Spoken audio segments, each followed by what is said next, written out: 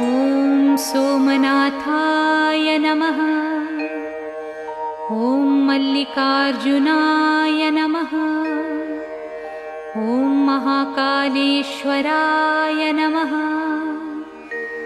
ॐ ओंकारेश्वराय नमः। ॐ वैद्यनाथाय नमः। ॐ भीमशंकराय नमः। ॐ रामेश्वराय नमः। ॐ नागेश्वराय नमः।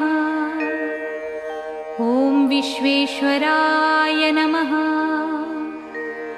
ॐ त्र्यंबकेश्वराय नमः। ॐ केदारेश्वराय नमः। ॐ भुस्मेश्वराय नमः।